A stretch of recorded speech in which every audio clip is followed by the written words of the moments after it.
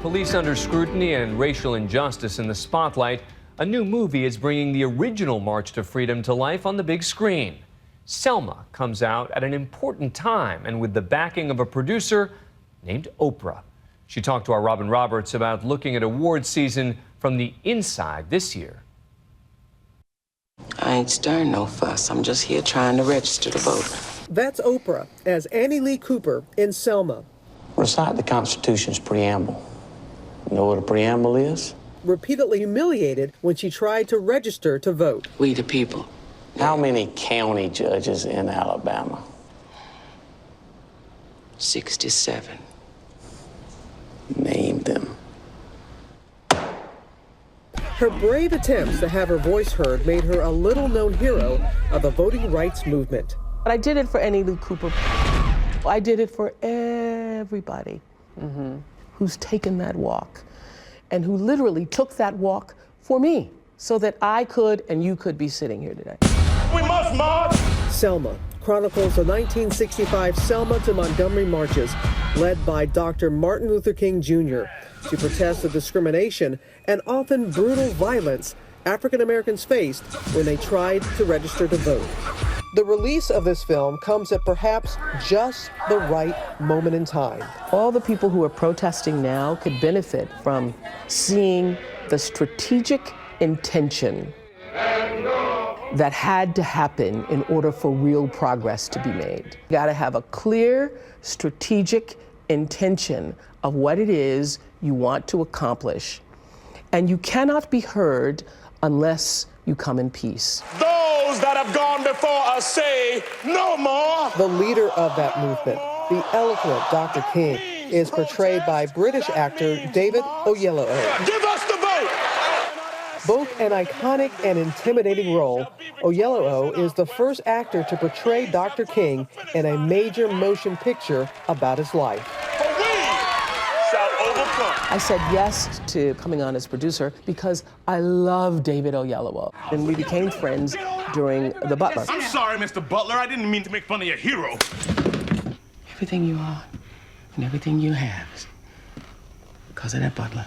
So David Oyelowo showed me this little tape of himself on his phone, of him doing an audition sort of for Martin Luther King. And I said, David, you know, I'm gonna tell you the truth. It's really good, but it's not there yet. You're not there yet. And I would like to do whatever I can to help you get there. And Oprah certainly did. The film has earned 4 Golden Globe nominations, including Best Picture, and 1 for Oyelowo for Best Actor. But Selma found its biggest champion in its director, Ava DuVernay, who took on the project after other directors, all men, turned it down. What did you see in her that just stood out? What she is able to do is make every person feel like you are special, that you are valued, and that your being here really matters to this film. While she so masterfully brings the pivotal moment in history to life on screen, off-screen, DuVernay is hoping to make history herself, and indeed she has. She is the first African-American woman to be nominated for a Golden Globe for Best Director.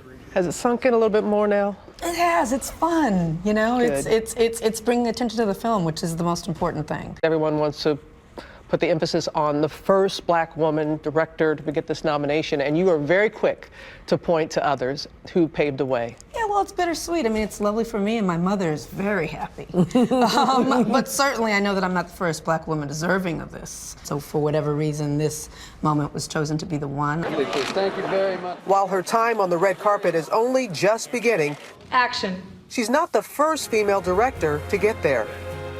In 2010, Kathryn Bigelow became the first woman ever to win an Academy Award as Best Director for The Hurt Locker. It's the moment of a lifetime.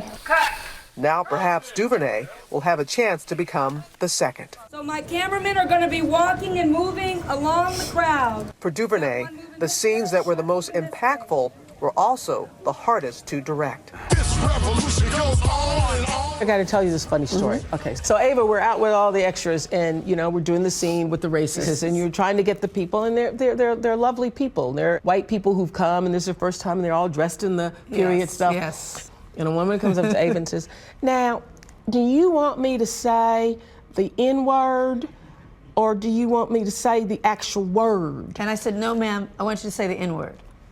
You want me to say, so when she comes at me, do I say N-word, or do I just say the real word? I said, no, ma'am, the real N-word. Oh, you want me to say the word, real the real word. I can't see life sometimes because of the fog. The film gives us an intimate portrayal of Dr. King and his marriage. Another perspective that you brought to so delicately address Dr. King's infidelity through Coretta Scott King, through that perspective. My approach to the infidelities or those reports is to do it within the context of the marriage, not to be kind of out and about in the streets, which might be the way that a male director might look at it. You were saying another director. We've seen some scripts by male directors. Would have wanted to see the scene. But as DuVernay reiterates, the film is much bigger than the story of any one man. I mean, the film is called Selma, not King, for a reason. It was about a community that came together for what was right, and I think that it speaks so beautifully to this cultural moment that we're in. I've heard you say that your hope is that this will help in the conversation that we're having as a nation about race. It's just jaw-dropping that this piece of art is coming out in this time, in a time that's just so robust with this energy of change. I just really hope that this film adds to that energy, that a conversation maybe sparks some new ideas. When you really look at the things that they were doing, quite radical, very interesting stuff to reconsider. For such a time as this. Yeah, For such a time as this. Beautiful. If you believe all are created equal, come to Selma. For Nightline, I'm Robin Roberts in New York. You can catch Selma in movie theaters on Christmas Day.